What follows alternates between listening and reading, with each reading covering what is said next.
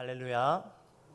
하나님의 평강이 우리 모든 성도님들의 삶과 가정 가운데 충만하기를 주님의 이름으로 축복합니다. 하나님께서 오늘 이 시간 말씀을 통하여서 우리에게 주실 그 놀라운 뜻이 이곳 가운데 온전하게 선포되기를 소망합니다. 8월 한 달간 룻기 말씀으로 달려오셨는데 어떻게 우리 성도님들께서 룻기 마스터가 되셨는지 참 궁금합니다. 이제 오늘 마지막 시간 룻기 4장의 말씀을 가지고요. 룻기서의 전체적인 결말 또 그리고 룻기의 핵심적인 결론적 메시지를 우리 같이 함께 알아보길 원합니다. 룻기의 결말은 사실 굉장히 명료합니다.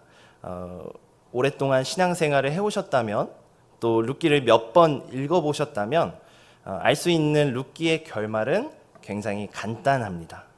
무엇입니까? 룻과 보아스가 행복하게 잘 살았더라 일까요?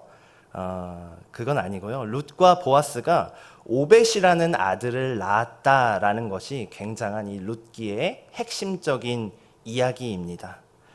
오벳이 누구입니까?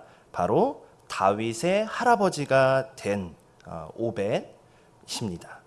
그리고 그 오벳을 통하여서 예수 그리스도의 그 계복 가운데 이방 여인 룻과 또 그 보아스가 예수 그리스도의 계복 가운데 들어가게 된다라는 것이 이 룻기의 결론적인 결말입니다. 그런데요, 오늘은 조금 더 좀 방향성을 틀어서요, 룻기의 주인공 룻이 아니라요, 그의 기업물을 짜가 된 보아스, 그리고 조금 더 나아가서 그의 조상들의 조금 초점을 맞추어서 한번 결론을 내리길 원합니다.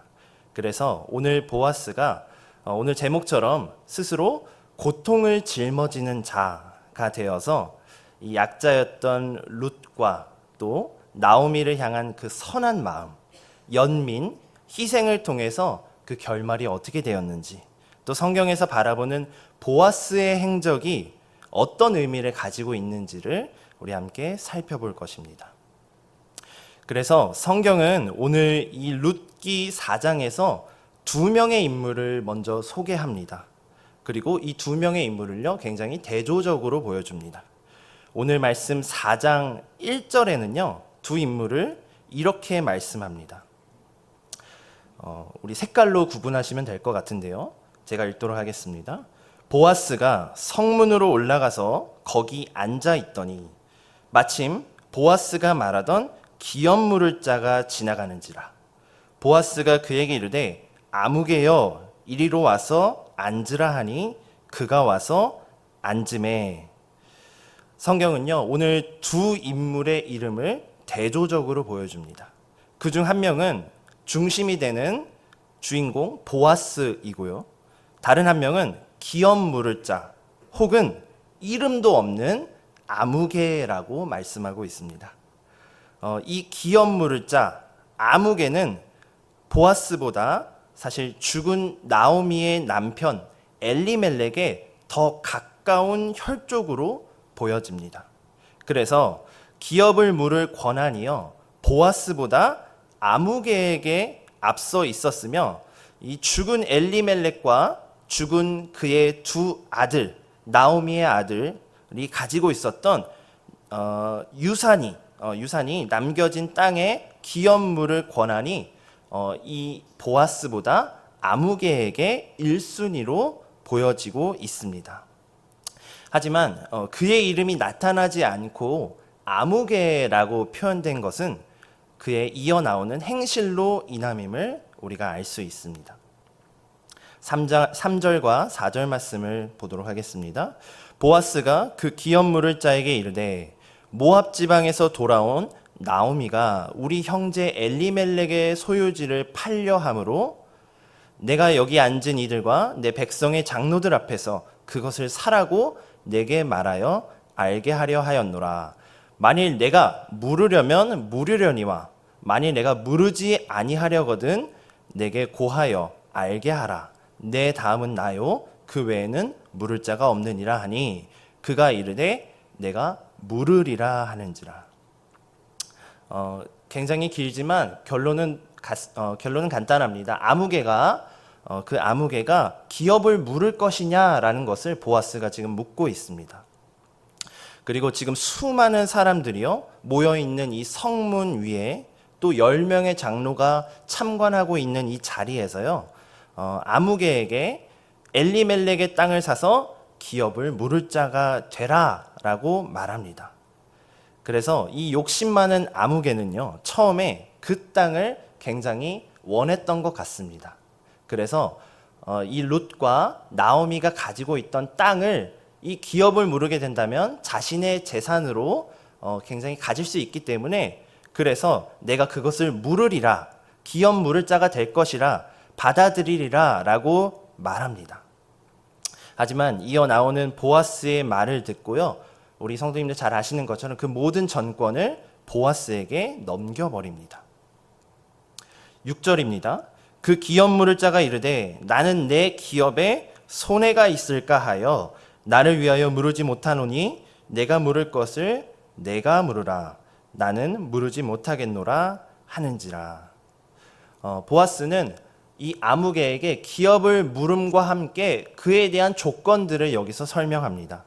너가 기업 물을 자가 되기 위해서는 이 이방 여인인 룻과 결혼해야 할 뿐만 아니라 그리고 그의 시어머니인 나오미까지 그의 생계를 너가 책임져야 하며 또한 룻을 통해 나오는 자녀가 너의 자녀가 되는 것이 아니라 나오미의 남편 엘리멜렉의 자손이 된다는 이 기업 물을 자의 권리와 의무를 잘 설명해 주었을 것으로 보여집니다. 실제로 이 법상으로 기업 물은다는 것은 그들의 재산을 내가 모두 갖는 것 이외에 그들을 보호해줘야 할 의무, 그리고 심지어 그들을 통해서 낳는 자녀들은 자신의 자녀가 아니라 내가 기업 물은 자들의 자녀가 되어서 내가 죽었을 때 나의 재산을 그들에게 떼어줘야 하는 그런 법적인 제도가 있었습니다. 그것을 이제 보아스가 잘 설명해 주자 처음에는 탐심으로 이것들을 받아들이려고 했던 이 아무개가 보아스의 설명들을 잘 듣고 나는 기업을 물으지 않겠다라고 자신의 대답을 변동하게 되는 것입니다. 그리고 이 보아스에게 그 모든 전권을 넘겨주고요. 그 의미로 자신의 신발을 벗어서 보아스에게 전달합니다. 이 행위는요, 지금 나의 모든 전권을 당신에게 넘기겠다라는 당시의 풍습과 제도입니다.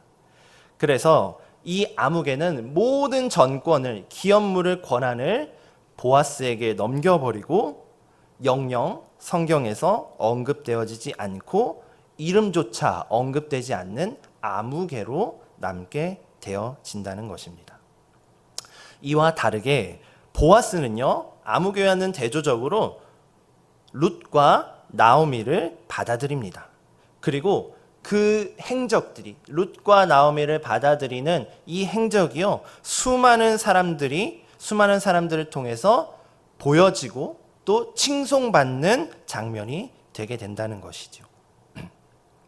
뿐만 아니라 보아스가 살던 이 성읍의 장로 10명까지 그곳에 참관하여서 이 행사가, 이 제도가 공식적으로 선포되었음을 수많은 사람들 앞에서 보여지고 선포되어지는 것입니다. 보아스 또한 이 아무개처럼 이 룻과 나오미를 받아들인다는 것이 자신에게 어떤 의미를 진다는 것을 이미 알고 있었습니다.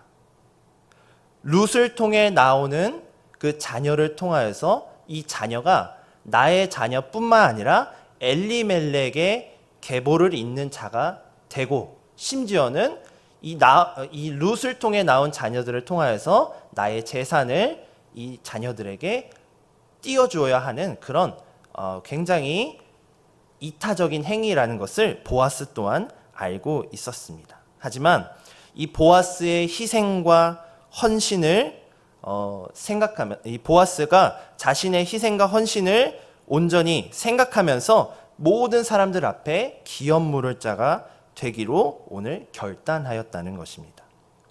그래서 그곳에 있던 수많은 사람들과 장로들이요, 이 보아스를 축복합니다. 바로 오늘 본문의 내용인데요. 11절과 12절의 말씀입니다. 성문에 있는 모든 백성과 장로들이 이르되 우리가 증인이 되나니 여호와께서 내 집에 들어가는 여인으로 이스라엘의 집을 세운 라헬과 레아 두 사람과 같게 하시고 내가 에브랏에서 유력하고 베들레헴에서 유명하게 하시기를 원하며 여호와께서 이 젊은 여자로 말미암아 내게 상속자를 주사 내 집이 다말이 유다에게 낳아준 베레스의 집과 같게 하시기를 원하노라 하니라 라고 말씀하고 있습니다. 이 두 절의 말씀, 굉장한 축복의 말씀이지만 우리 이 실상을 알아보면 조금 이상한 구절들이 조금 있습니다. 11절에 라헬과 레아는요, 괜찮습니다. 라헬과 레아는요, 좋습니다. 왜냐하면 라헬과 레아는 우리 성도님들 알고 계시는 것처럼 이스라엘 12지파의 어머니가 되는 사람입니다. 그리고 야곱의 아내이고 또한 라헬과 레아 같이 되는 것은요, 굉장한 축복입니다. 하지만 이 12절 다말이 유다에게 낳아준 베레스의 집과 같이 하시기를 원하노라 라는 것은 사실 조금 이상하게 들려집니다. 다말이 누구입니까? 바로 야곱의 넷째 아들이었던 유다의 며느리였습니다. 창세기에 보면요, 다말은 유다의 아들들에게부터 아들을 낳지 못했습니다. 자녀를 낳지 못했습니다. 그리고 그녀에게 장가 보낸 유다의 아들들이요, 모두 죽음을 면치 못했습니다.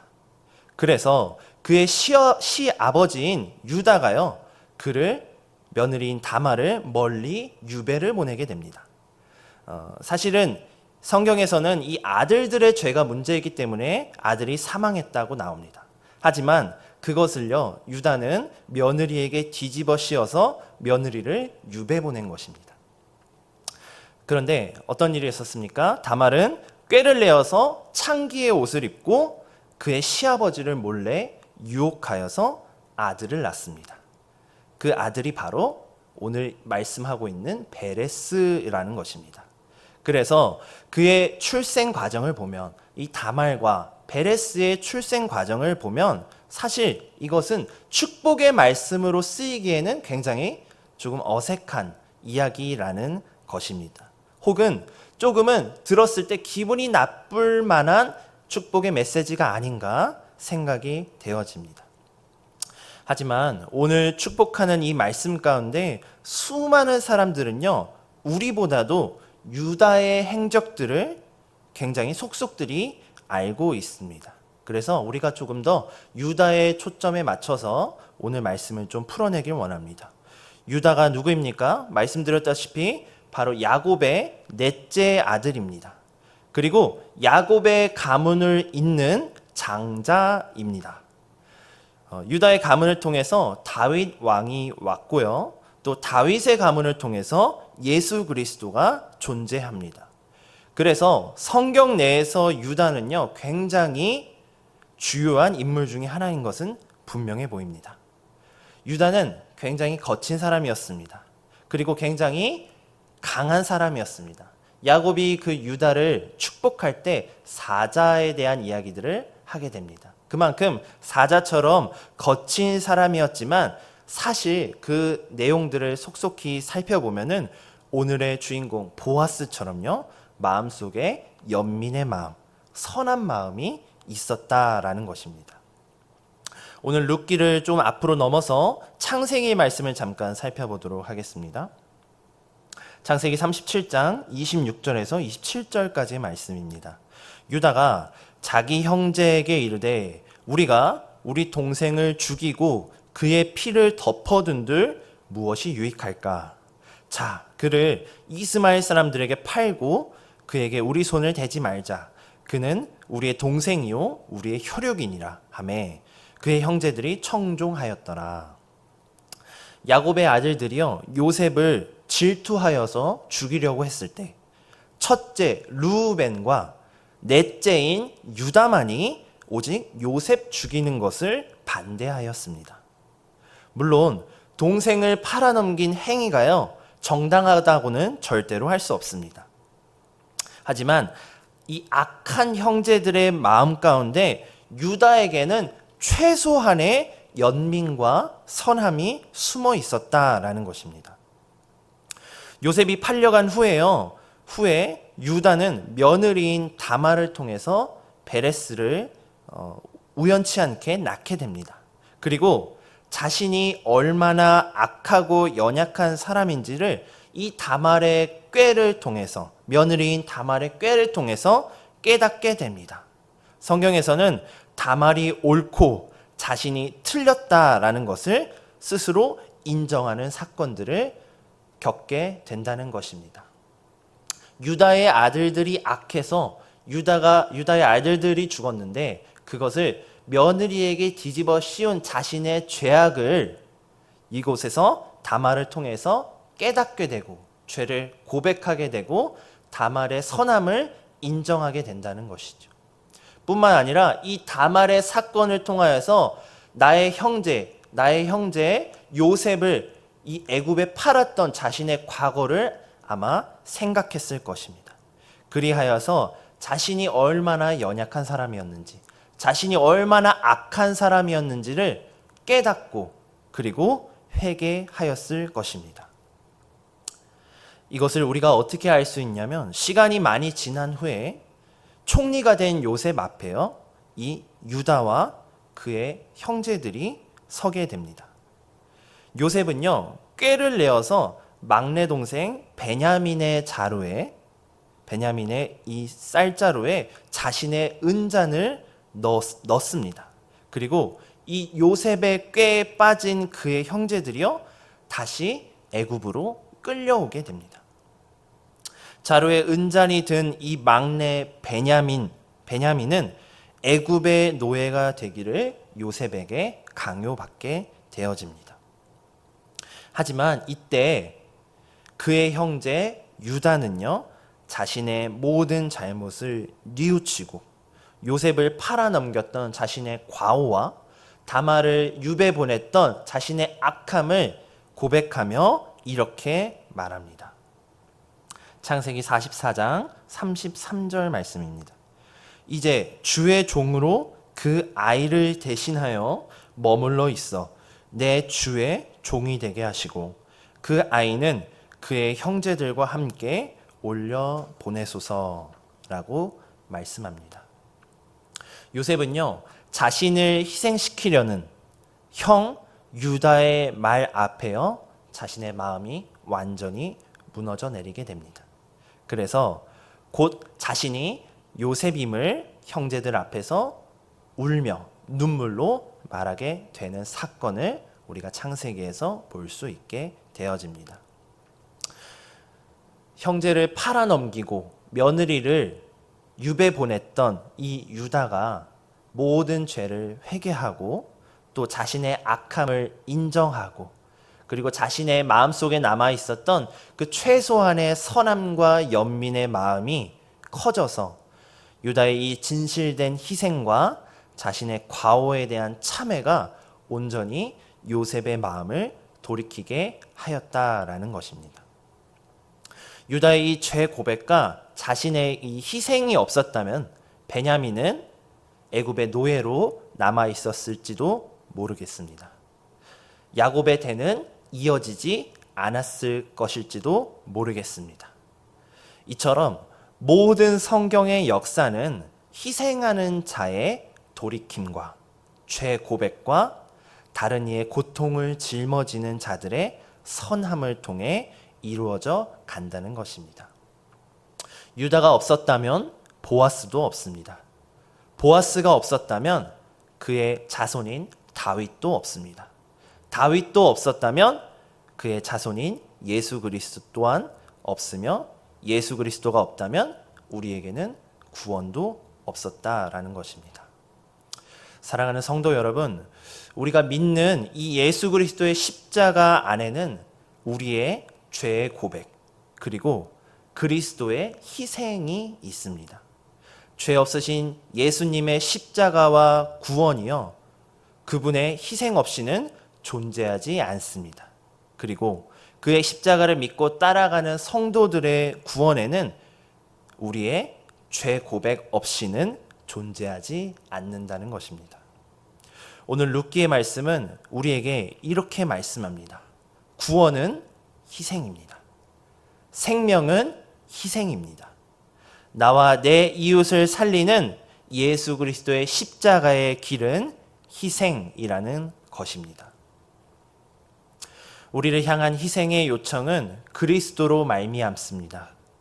그리스도의 사랑을 알고 그리스도를 통해 내가 구원받은 그분의 자녀라면은 누구든지 나를 따라오려거든 자기를 부인하고 자기 십자가를 지고 나를 따를 것이니라 라고 말씀하신 이 그리스도의 말씀처럼 오늘 우리의 삶 가운데는 진정한 죄 고백을 통한 돌이킴과 희생이 있는지 우리의 삶을 되돌아 봐야 하겠습니다.